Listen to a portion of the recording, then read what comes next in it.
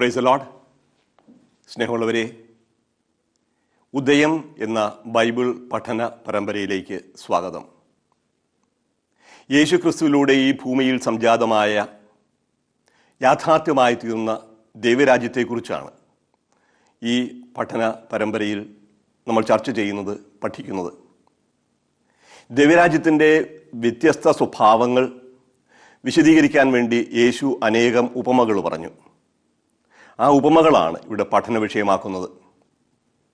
സമാന്തര സുവിശേഷങ്ങളിൽ നിന്ന് പഠിക്കുന്ന ഉപമകളിലെ അവസാനത്തെ ഉപമയാണ് നമ്മൾ ഇന്ന് ചർച്ച ചെയ്യാൻ ആഗ്രഹിക്കുന്നത്. ആദ്യമേ നമുക്ക് ഭാഗം വായിക്കാം. മത്തായി എഴുതിയ സുവിശേഷം 25-ാമത്തെ അധ്യായം 31 മുതൽ 46 വരെയുള്ള വാക്യങ്ങൾ. മനുഷ്യപുത്രൻ എല്ലാ ദൂതന്മാരോടും കൂടെ മഹത്വത്തിൽ എഴുന്നള്ളുമ്പോൾ അവൻ തന്റെ മഹിമയുടെ സിംഹാസനത്തിൽ ഉപവിഷ്ടനാകും. അവന്റെ മുമ്പിൽ എല്ലാ ജനതകളും ഒരുമിച്ച് കൂട്ടപ്പെടും. ഇടയൻ ചെമ്മരിയാടുകളെ കോലാടിൽ നിന്ന് വേർതിരിക്കുന്നത് പോലെ അവൻ അവരെ തമ്മിൽ വേർതിരിക്കും. അവൻ ചെമ്മരിയാടുകളെ തന്റെ വലത്തുവശത്തും കോലാടുകളെ ഇടത്തുവശത്തും നിർത്തും. അനന്തരം രാജാവ് തന്റെ വലത്തുവശത്തുള്ളവരോട് അരുളി ചെയ്യും, എൻ്റെ പിതാവിനാൽ അനുഗ്രഹിക്കപ്പെട്ടവരെ വരുവിൻ, ലോകസ്ഥാപനം മുതൽ നിങ്ങൾക്കായി സജ്ജമാക്കിയിരിക്കുന്ന രാജ്യം അവകാശപ്പെടുത്തുവിൻ. എന്തെന്നാൽ എനിക്ക് വിശന്നു, നിങ്ങൾ ഭക്ഷിക്കാൻ തന്നു. എനിക്ക് ദാഹിച്ചു, നിങ്ങൾ കുടിക്കാൻ തന്നു. ഞാൻ പരദേശിയായിരുന്നു, നിങ്ങൾ എന്നെ സ്വീകരിച്ചു. ഞാൻ നഗ്നനായിരുന്നു, നിങ്ങൾ എന്നെ ഉടുപ്പിച്ചു. ഞാൻ രോഗിയായിരുന്നു, നിങ്ങൾ എന്നെ സന്ദർശിച്ചു. ഞാൻ കാരാഗൃഹത്തിലായിരുന്നു, നിങ്ങൾ എൻ്റെ അടുത്ത് വന്നു. അപ്പോൾ നീതിമാന്മാർ ഇങ്ങനെ മറുപടി പറയും, കർത്താവേ, നിന്നെ വിശക്കുന്നവനായി കണ്ട് ഞങ്ങൾ ആഹാരം നൽകിയതും ദാഹിക്കുന്നവനായി കണ്ട് കുടിക്കാൻ നൽകിയതും എപ്പോൾ? നിന്നെ പരദേശിയായി കണ്ട് സ്വീകരിച്ചതും നഗ്നനായി കണ്ട് ഉടുപ്പിച്ചതും എപ്പോൾ? നിന്നെ ഞങ്ങൾ രോഗാവസ്ഥയിലോ കാരാഗൃഹത്തിലോ കണ്ട് സന്ദർശിച്ചതെപ്പോൾ? രാജാവ് മറുപടി പറയും, സത്യമായി ഞാൻ നിങ്ങളോട് പറയുന്നു, എൻ്റെ ഏറ്റവും എളിയ ഈ സഹോദരന്മാരിൽ ഒരുവന് നിങ്ങളിത് ചെയ്തു കൊടുത്തപ്പോൾ എനിക്ക് തന്നെയാണ് ചെയ്തു തന്നത്. അനന്തരം അവൻ നിന്റെ ഇടത്തുഭാഗത്തുള്ളവരോട് പറയും, ശപിക്കപ്പെട്ടവരെ, നിങ്ങൾ എന്നിൽ നിന്ന് അകന്ന് പിശാചിനും അവൻ്റെ ദൂതന്മാർക്കുമായി സജ്ജമാക്കിയിരിക്കുന്ന നിത്യാഗ്നിയിലേക്ക് പോകുവിൻ. എനിക്ക് വിശന്നു, നിങ്ങൾ ആഹാരം തന്നില്ല. എനിക്ക് ദാഹിച്ചു, നിങ്ങൾ കുടിക്കാൻ തന്നില്ല. ഞാൻ പരദേശിയായിരുന്നു, നിങ്ങൾ എന്നെ സ്വീകരിച്ചില്ല. ഞാൻ നഗ്നനായിരുന്നു, നിങ്ങൾ എന്നെ ഉടുപ്പിച്ചില്ല. രോഗാവസ്ഥയിലും കാരാഗൃഹത്തിലുമായിരുന്നു, നിങ്ങൾ എന്നെ സന്ദർശിച്ചില്ല.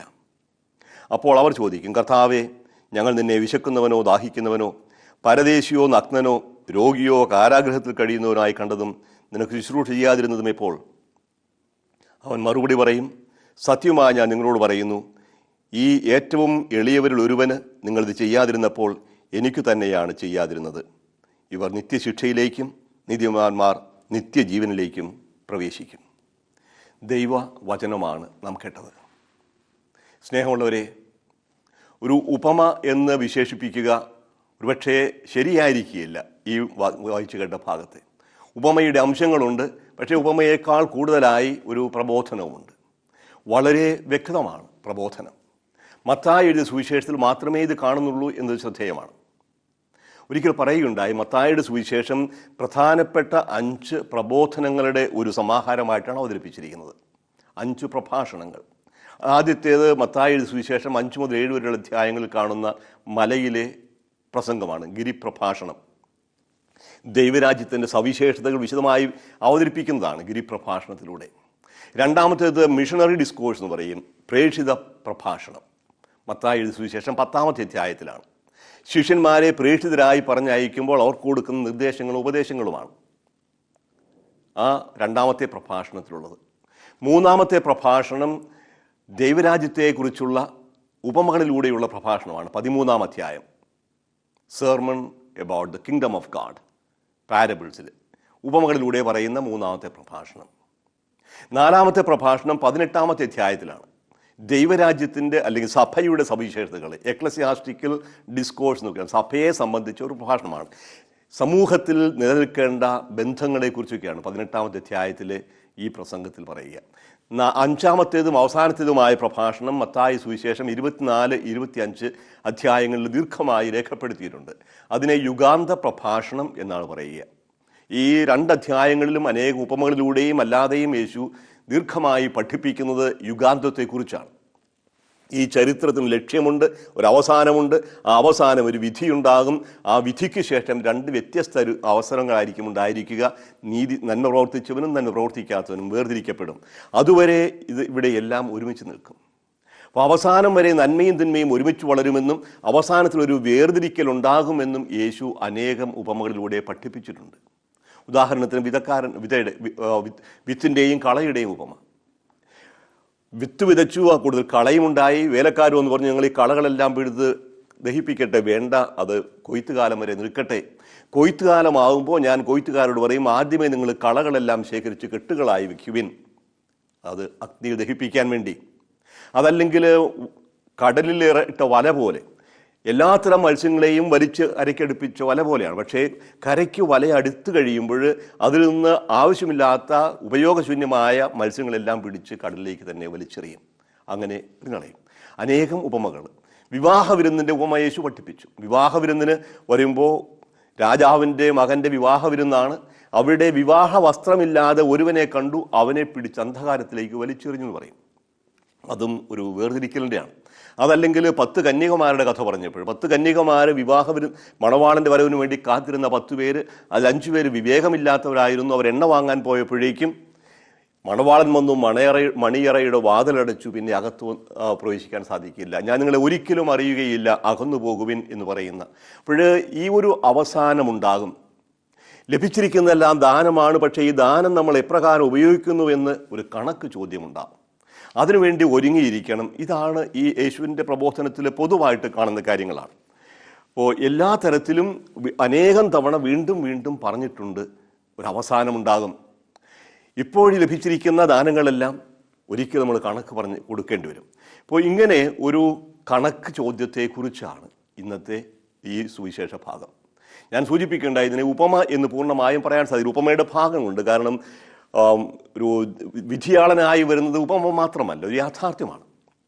യാഥാർത്ഥ്യം മനുഷ്യപുത്രനെ കുറിച്ചാണ് പറയുക. മനുഷ്യപുത്രൻ എല്ലാ ദൂതന്മാരോടും കൂടി മഹത്വത്തിൽ എഴുന്നള്ളും. ഒരു മനുഷ്യപുത്രൻ എന്ന് പറയുന്നു, രാജാവ് എന്ന് പറയുന്നു, ദൈവത്തിൻ്റെ പുത്രൻ എന്ന് പറയുന്നു. അപ്പോൾ യേശുവിൻ്റെ മഹത്വീകരണം സംഭവിക്കും. അത് സാൻഹദ്രിൻ ചോദിച്ചിരുന്നു, നീ ജീവനുള്ള ദൈവത്തിൻ്റെ പുത്രനായ ക്രിസ്തുവാണോ എന്ന് ആണയിട്ട് ചോദിക്കുമ്പോൾ പറയും, നീ തന്നെ പറഞ്ഞുവല്ലോ, മനുഷ്യപുത്രൻ മഹത്വത്തിൻ്റെ വലത്തുഭാഗത്തിരിക്കുന്നു, വാനമേഘങ്ങളോട് വരുന്നത് നീ കാണും എന്ന് യേശു പറയുന്നുണ്ടായി. അപ്പോൾ വരാൻ പോകുന്ന തന്നെക്കുറിച്ച് തന്നെയാണ് മനുഷ്യപുത്രൻ. ഇത് ദാനിയേലിൻ്റെ പ്രവചനത്തിൽ നിന്ന്, ദാനിയേലിൻ്റെ പുസ്തകം 7-ാമത്തെ അധ്യായത്തിൽ ഒരു യുഗാന്ത വീക്ഷണം കൊടുക്കുന്നുണ്ട്. അവിടെ മനുഷ്യപുത്രനെ കുറിച്ച് പരാമർശമുണ്ട്. സിംഹാസനസ്ഥനായ ദൈവത്തിൻ്റെ അടുക്കിലേക്ക് കടന്നു വരുന്ന മനുഷ്യപുത്രൻ, അവന് രാജ്യവും അധികാരവും നൽകപ്പെട്ടു. അപ്പോഴും മഹത്വീകരിക്കപ്പെട്ട യേശുവാണ് ഇവിടെ മനുഷ്യപുത്രനായിട്ട് കാണുക. അപ്പോൾ ഇവിടെ കുരിശുമരണത്തിലൂടെ നമ്മൾ നകന്നുപോയവൻ മഹത്വീകൃതനായി മടങ്ങി വരും. മഹത്വീകൃതനായി മടങ്ങി വരുമ്പോൾ ഓരോരുത്തരെയും വിളിച്ച് കണക്ക് ചോദിക്കും. ഇതാണ് യുഗാന്തത്തെക്കുറിച്ചുള്ള മത്തായിയുടെ കാഴ്ചപ്പാട്. യേശുവിൻ്റെ കാഴ്ചപ്പാട്, യേശുവിൻ്റെ പ്രബോധനം മത്തായിലൂടെ അവതരിപ്പിച്ചിരിക്കുന്നത്. അപ്പോൾ സിംഹാസനത്തിൽ ഉപവിഷ്ടനാകും. ഇതൊക്കെ ഒരു കഥ അവതരിപ്പിക്കുക, നമുക്കറിയില്ല എങ്ങനെയാണ്. ഇപ്പോൾ സിംഹാസനം, രാജാവ്, മനുഷ്യപുത്രൻ, ഇതൊക്കെ നമുക്ക് മനസ്സിലാകുന്ന ഭാഷയിൽ അവതരിപ്പിക്കുകയാണ്. അപ്പോൾ ദൈവം സിംഹാസനത്തിനായിരിക്കും എന്ന് പറഞ്ഞാൽ എന്താ അർത്ഥമാവുക? എല്ലാ അധികാരവും അവൻ്റെതാണെന്നല്ലേ ഉള്ളൂ. അതല്ലാതെ ഏതെങ്കിലും പ്രത്യേക സ്ഥലത്ത് ഇരിക്കുന്നുവെന്നോ പ്രത്യേക രൂപത്തിൽ വരുന്നുവെന്നോ ഇതൊന്നും അർത്ഥമാവുന്നില്ല.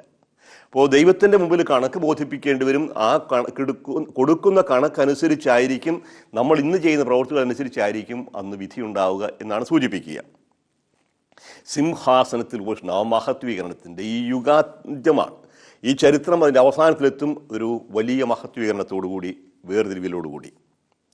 സിംഹാസനത്തിന് മുമ്പിൽ എല്ലാ ജനതകളും ഒരുമിച്ച് കൂട്ടപ്പെടും. പ്രത്യേക ശ്രദ്ധേയമാണ്. ഇവിടെ ക്രിസ്ത്യാനികളെന്നോ യഹൂദരെന്നോ ഹിന്ദുവെന്നോ മുസ്ലിമെന്നോ മതമില്ലാത്തവനെന്നോ ഒരു വ്യത്യാസമില്ല. എവ്രി ഹ്യൂമൻ ബീങ്, എല്ലാ ജനതകളും. കാരണം ദൈവം ഒരുവനേ ഉള്ളൂ. ഏതെല്ലാം പേരിൽ നമ്മൾ വിളിച്ചപേക്ഷിച്ചാലും അപേക്ഷിക്കുന്നതെല്ലാം ഒരു ദൈവത്തെയാണ്. അള്ളാഹു എന്ന് പറഞ്ഞാലും, ഭഗവാനെ എന്ന് പറഞ്ഞാലും, കർത്താവ് എന്ന് പറഞ്ഞാലും, യഹോവ എന്ന് പറഞ്ഞാലും എല്ലാം ദൈവം ഒരുവനല്ലേ ഉള്ളൂ. ഒരേ ദൈവത്തിന് കൊടുക്കുന്ന വിവിധ പേരുകളാണ്, വിവിധങ്ങളായ കാഴ്ചപ്പാടും ഉണ്ടാകാം. പക്ഷേ ഇവിടെ യേശു എടുത്തു പറയുന്ന എല്ലാ ജനതകൾക്കും ഒരു ദൈവം മാത്രമേ ഉള്ളൂ. ആ ദൈവത്തിന് മുമ്പിൽ എല്ലാവരും കണക്ക് ബോധിപ്പിക്കേണ്ടി വരും. ഇവിടെ ചോദിക്കുന്ന ചോദ്യങ്ങളും ശ്രദ്ധേയമാണ്.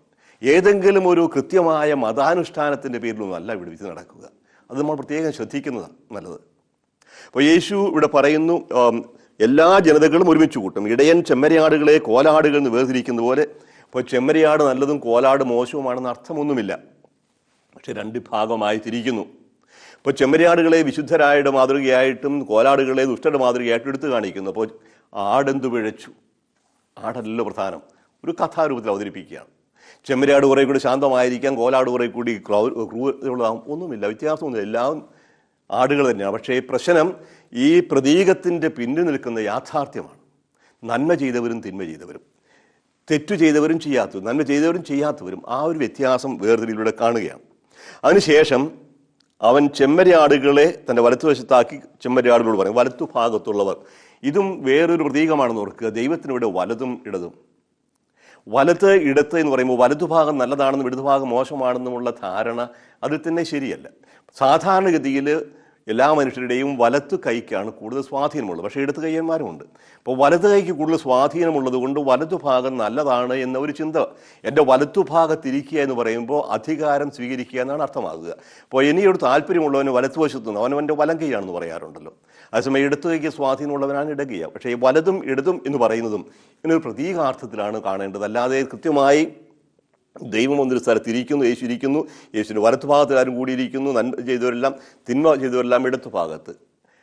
അക്ഷരാർത്ഥത്തിൽ എടുത്താൽ അർത്ഥശൂന്യമാണ് ഇതെല്ലാം. പക്ഷെ നമുക്ക് മനസ്സിലാവാൻ പറ്റുന്ന രീതിയിൽ കഥയുടെ അർത്ഥം ഇതാണല്ലോ, കഥയുടെ ലക്ഷ്യവും ഇതാണ്. ഒരു യാഥാർത്ഥ്യം, ദൈവികമായ ഒരു യാഥാർത്ഥ്യം മാനുഷികമായ ഭാഷയിൽ അവതരിപ്പിക്കുമ്പോൾ ഇങ്ങനെയുള്ള പരിമിതികൾ നമുക്ക് ആവശ്യമായിട്ട് വരും. അപ്പം വലത്തുഭാഗത്ത് നിൽക്കുന്നവർ നല്ലവരാണെന്നുള്ള ധാരണയിലാണ് വരിക. അതുകൊണ്ട് വലതുപക്ഷം നല്ലതാണെന്നോ ഇടതുപക്ഷം മോശമാണെന്നോ എന്നും ഇതുകൊണ്ട് അർത്ഥമാകുന്നില്ല. വലത്തുഭാഗത്തുള്ളവരോട് അരുളി ചെയ്യും, എൻ്റെ പിതാവിനാൽ അനുഗ്രഹിക്കപ്പെട്ടവരെ വരുവിൻ. എൻ്റെ പിതാവിനാൽ അനുഗ്രഹിക്കപ്പെട്ടവർ, ദൈവത്തെ പിതാവായും ഇവിടെ യേശു ദൈവത്തിൻ്റെ പുത്രനായിട്ടുമാണ് കാണുക, അതേസമയം ദൈവമാണ്. അപ്പോൾ ദൈവത്തിൻ്റെ പുത്രൻ ദൈവമായ രാജാവായി മാറിയിരിക്കുന്ന മനുഷ്യപുത്രൻ. അപ്പോൾ ദൈവപുത്രൻ, രാജാവ്, മനുഷ്യപുത്രൻ, ഈ ടൈറ്റിലുകളെല്ലാം, പേരുകളെല്ലാം യേശുവിനെ സൂചിപ്പിക്കുന്നതാണ്. എൻ്റെ പിതാവിനാൽ അനുഗ്രഹീതരെ വരുവിൻ. എന്താണ് ഇതിന് കാരണം? എന്നിട്ട് എന്ത് ചെയ്യണം? ലോകസ്ഥാപനം മുതൽ നിങ്ങൾക്കായി സജ്ജമാക്കിയിരിക്കുന്ന രാജ്യം അവകാശപ്പെടുത്തുവിൻ. ദൈവരാജ്യത്തിൽ അംഗത്വം ഉണ്ടാവുക. ഇതാണ് യേശു പഠിപ്പിച്ചത്. ദൈവരാജ്യം സമീപിച്ചിരിക്കുന്നു, അനുതപിച്ച് സുവിശേഷത്തിൽ വിശ്വസിക്കുവിൻ. ഇങ്ങനെ പറഞ്ഞുകൊണ്ടാണ് യേശു ആരംഭിച്ചത്. ദൈവരാജ്യം ഇതാ യാഥാർത്ഥ്യമാകുന്നു. അവിടെ പ്രവേശിക്കണമെന്നുണ്ടെങ്കിൽ വിശ്വസിക്കണം, മനസ്സു തിരിയണം. പിന്നെ എന്താണ് മാനസാന്തരത്തിൻ്റെ പ്രവർത്തികളെന്ന് യേശു വളരെ വ്യക്തമായി പഠിപ്പിച്ചിട്ടുണ്ട്. അതിൻ്റെ എല്ലാം വെളിച്ചത്തിൽ ജീവിച്ച ഒരു വ്യക്തിയോടാണ് അവിടെ പറയുക, ലോകസ്ഥാപനം മുതൽ നിങ്ങൾക്കായി സജ്ജമാക്കിയിരിക്കും. ദൈവരാജ്യം എല്ലാവർക്കും വേണ്ടി സജ്ജമാക്കിയതാണ്. ആ സജ്ജമാക്കിയിരിക്കുന്ന രാജ്യത്തിലേക്ക് എല്ലാവർക്കും ക്ഷണക്കത്തും കിട്ടിയിട്ടുണ്ട്. ഏത് മതത്തിൽപ്പെട്ടവനാവട്ടെ മതമില്ലാത്തവനാവട്ടെ എല്ലാവർക്കും വേണ്ടി ക്ഷണം. എന്താണ് അതിൽ പ്രവേശിക്കാനുള്ള അർഹത? അവസാനത്തെ ഒരു പരീക്ഷയാണ്. ഇനിയൊരു സെപ്റ്റംബർ ഇല്ലാതെ അവസാനത്തെ പരീക്ഷ, ഫൈനൽ എക്സാമിനേഷൻ, ഇവിടെയാണ് എടുത്തു പറയുന്നത്. നിങ്ങൾക്കായി സജ്ജമാക്കിയിരിക്കുന്ന രാജ്യം അവകാശപ്പെടുത്തുവിൻ. എന്താണ് കാരണം? എന്തെന്നാൽ എനിക്ക് വിശന്നു, നിങ്ങൾ എനിക്ക് ആഹാരം തന്നു. 6 കാര്യങ്ങളാണ് ഒന്നിനു പുറകെ ഒന്നായി എടുത്തു പറയുന്നത്. എനിക്ക് വിശന്നു, നിങ്ങൾ എനിക്ക് ആഹാരം തന്നു.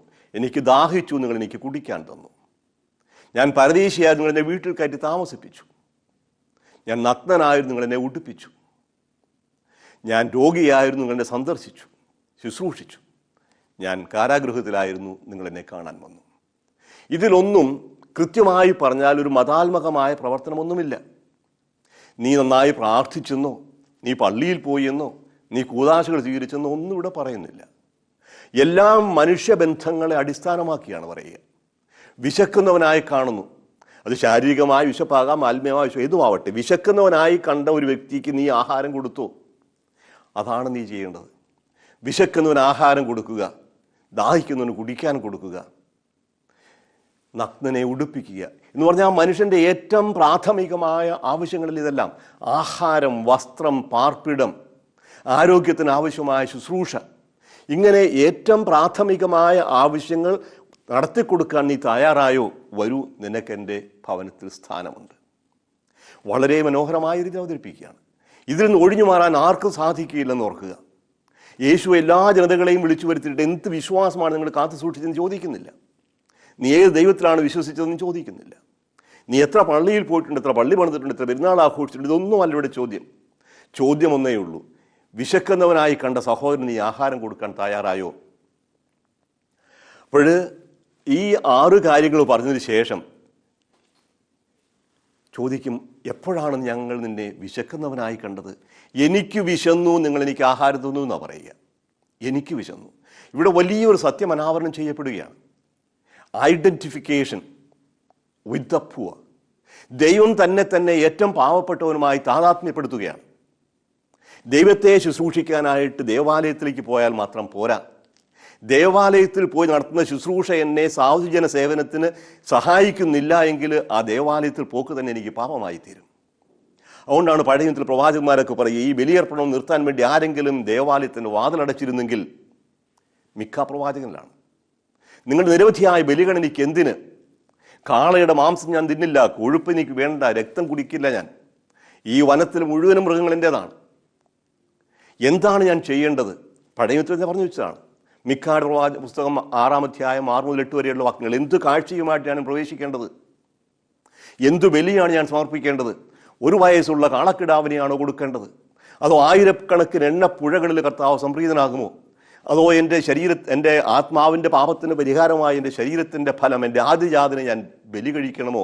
നരബലി പോലും കൊടുക്കാൻ തയ്യാറാകുന്ന മനുഷ്യനോട് ദൈവം പറയുന്നത്, ഹേ മനുഷ്യ, നല്ലതെന്ന് നിന്നോട് പറഞ്ഞു തന്നിട്ടുണ്ട്. നീതി പ്രവർത്തിക്കുക, കരുണ കാണിക്കുക, നിന്റെ ദൈവമായ കർത്താവിന് മുമ്പിൽ വിനീതനായി ചരിക്കുക. ഇതാണ് ദൈവം ആവശ്യപ്പെടുന്നത്. മത്തായി സുവിശേഷം 23-ാം അധ്യായം 23-ാമത്തെ വാക്യത്തിൽ യേശു പ്രത്യേകം പറയുന്നുണ്ട്, നിങ്ങൾ തുളസി, ജീരകം, ചതകുപ്പ ഇതിൻ്റെ എല്ലാം ദശാംശം കൊടുക്കുന്നു, പക്ഷേ നിയമത്തിലെ ഏറ്റവും പ്രധാനപ്പെട്ട കാര്യങ്ങൾ നിങ്ങൾ അവഗണിക്കുന്നതാണ്. നീതി, വിശ്വസ്തത, കാരുണ്യം.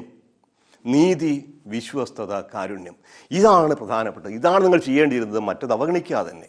അപ്പോൾ അന്തിമവിധിയുടെ മാനദണ്ഡമായിട്ട് യേശു എടുത്തു കാണിക്കുന്നത്, ഇവിടെ സമൂഹത്തിലെ ഏറ്റവും താഴേക്കിടയിലുള്ളവന് വേണ്ടി നീ എന്തു ചെയ്തു?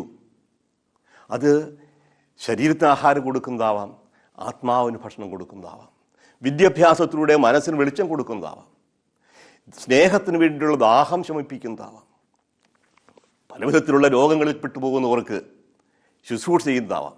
പക്ഷേ ഈ സ്നേഹവും ഈ രോഗശാന്തിയും ശുശ്രൂഷകളുമെല്ലാം വീണ്ടും വലിയൊരു ധനാഗമ മാർഗമായി കണക്കാക്കുകയും കോടികൾ സമ്പാദിക്കാനുള്ള മാർഗങ്ങളായി രോഗികളെ കാണുന്ന ഒരു സംവിധാനം ഉണ്ടാവുകയും ചെയ്യുമ്പോൾ എന്തായിരിക്കും സംഭവിക്കുക? അതാണ് മറുഭാഗത്ത്. അവരെയും നിങ്ങൾ എനിക്ക് തന്നെയാണ് ചെയ്തത്, പാവപ്പെട്ടവൻ ചെയ്തപ്പോൾ എനിക്ക് തന്നെയാണ് ചെയ്തത്, അതുകൊണ്ട് നിത്യജീവനിലേക്ക് പ്രവേശിക്കുക. 2-ാമത്തെ ഭാഗം ഇതാണ്. വളരെ കഠിനമാണ് വാക്കുകൾ. 41 മുതലുള്ള വാക്യങ്ങൾ പ്രകാരം കാണാം. അനന്തരം അവൻ തന്റെ ഇടതുവശത്തുള്ളവരോട് പറയും, ശപിക്കപ്പെട്ടവരെ, നിങ്ങൾ എന്നിൽ നിന്ന് അകന്ന് പിശാചിനും ദൂതന്മാർക്കുമായി സജ്ജമാക്കിയിരിക്കുന്ന നിത്യ അഗ്നിയിലേക്ക് പോകുവിൻ. എന്താണ് ഇതിൻ്റെ അർത്ഥം? ദൈവം അവരെ ശപിച്ചു എന്നാണോ? ദൈവം ആരെയും ശപിക്കുകയല്ല, പക്ഷേ ശാപം തന്നെ മേൽ തന്നെ വരുത്തി വയ്ക്കുകയാണ്, പുറന്തള്ളപ്പെടുകയാണ്. നിനക്കിവിടെ പ്രവേശിക്കാൻ സാധ്യതയില്ല, അർഹതയില്ല. സ്നേഹിക്കാത്തവനെ സ്നേഹ സമൂഹത്തിലേക്ക് കടന്നു വരാൻ സാധിക്കുകയില്ല. നീ നിന്റെ കാര്യം മാത്രം നോക്കി, നിനക്കിവിടെ സ്ഥാനമില്ല. ഇതൊരു സ്നേഹ സമൂഹമാണ്, പങ്കുവയ്ക്കുന്നവരുടെ സമൂഹമാണ് ദൈവരാജ്യം. അവിടെ നിനക്ക് സ്ഥാനമില്ല. അപ്പം സ്വാർത്ഥതയിൽ മുറ്റിത്തിരുന്ന, വെറുപ്പും വിദ്വേഷവും കൊണ്ട് നിറഞ്ഞ, മറ്റുള്ളവരെ ചൂഷണം ചെയ്യുന്ന, എപ്പോഴും തിന്മയുടെ പിന്നാലെ പോകുന്ന സാത്താൻ്റെ പ്രതീകങ്ങളായി മാറുന്നു. നിങ്ങൾക്കായി സജ്ജമാക്കി നിത്യാഗ്നിയിലേക്ക് പോകും. കാരണം എന്താ പറയുക? എനിക്ക് വിശന്നു, നിങ്ങൾ എനിക്ക് ആഹാരം തന്നില്ല. എന്തെങ്കിലും ഒരു പാപം ഇവർ ചെയ്തതായിട്ട് പറയുന്നില്ല. വിശക്കുന്നവൻ ആഹാരം കൊടുത്തില്ല, എല്ലാം ഉപേക്ഷകളാണെന്ന് ഓർക്കുക. എന്തെങ്കിലും ചെയ്ത്, നീ കൊലപാതകം ചെയ്തെന്ന് പറയുന്നില്ല, നീ വ്യഭിചാരം ചെയ്തെന്ന് പറയുന്നില്ല, മോഷ്ടിച്ചതായിട്ട് പറയുന്നില്ല, 10 പ്രമാണങ്ങളിൽ ലംഘിച്ചിട്ടില്ല ഇവിടെ, പക്ഷേ ചെയ്യാത്ത കാര്യങ്ങളാണ്. അവൻ അവസരമുണ്ടായിട്ടും ചെയ്തില്ല. നിനക്ക് ലഭിച്ച ആഹാരത്തിൻ്റെ പങ്ക് നീ കൊടുക്കാൻ തയ്യാറായില്ല.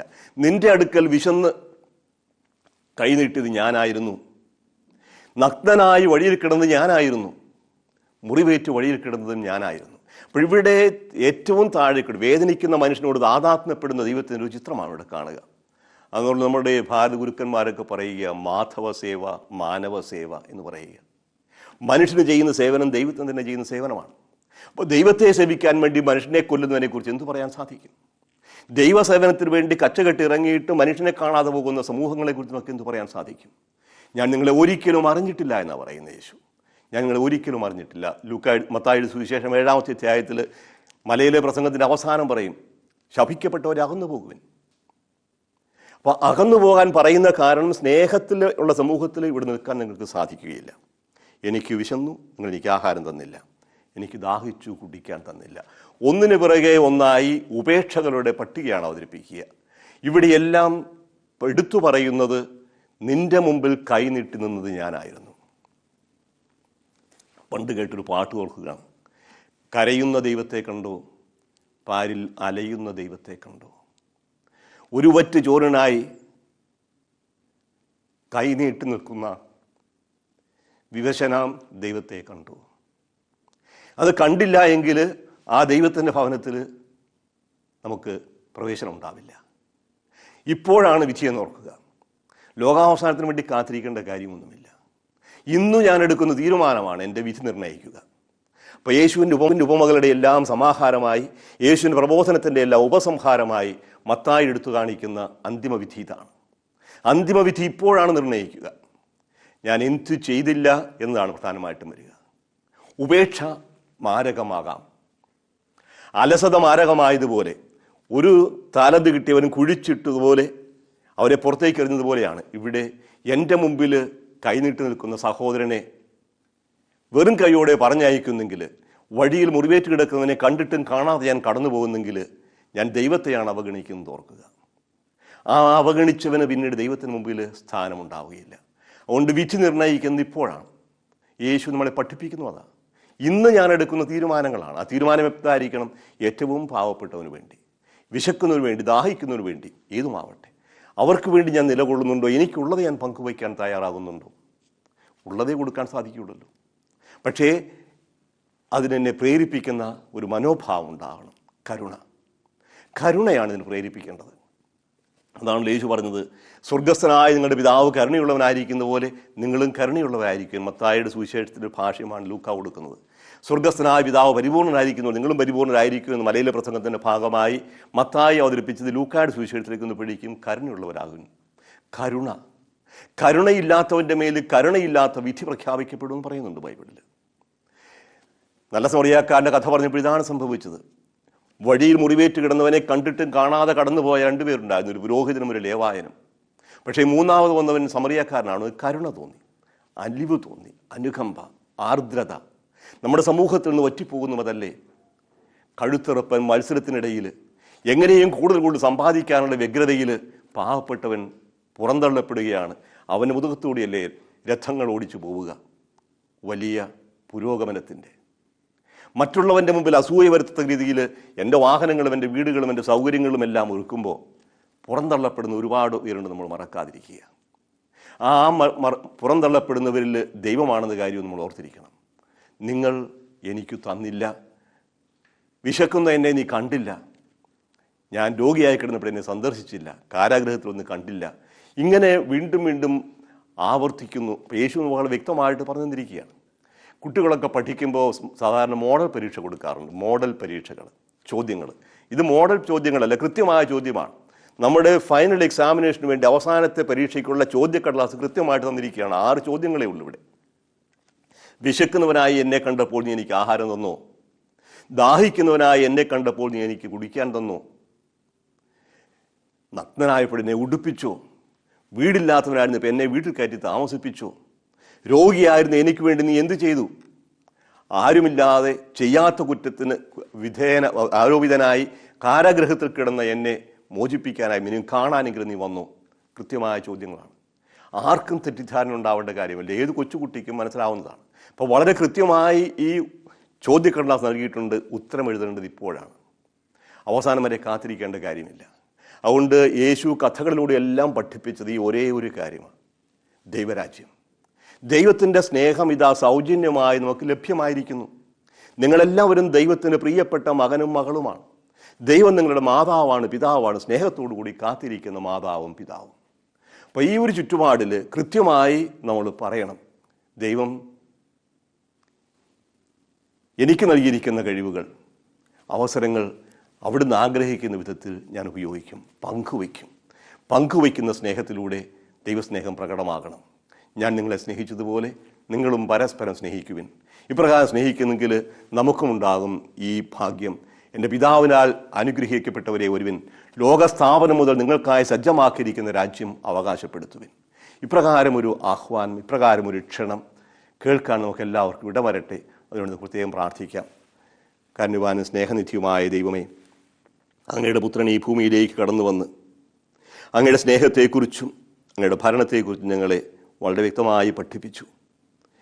ഉപമകളിലൂടെ അവിടെ ഞങ്ങൾക്ക് നൽകുന്ന ഈ പ്രബോധനങ്ങൾ, ആഹ്വാനങ്ങൾ ഹൃദയം തുറന്ന് സ്വീകരിക്കാൻ ഞങ്ങളെ അവിടെ ശക്തിപ്പെടുത്തണമേ.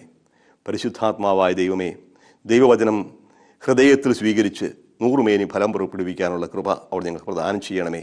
പരിശുദ്ധ അമ്മയെ ഞങ്ങൾക്ക് വേണ്ടി പ്രത്യേകമായിട്ട് മാധ്യസ്ഥം വഹിക്കണമേ. പിതാവിൻ്റെയും പുത്രൻ്റെയും പരിശുദ്ധാത്മാവിൻ്റെയും നാമത്തിൽ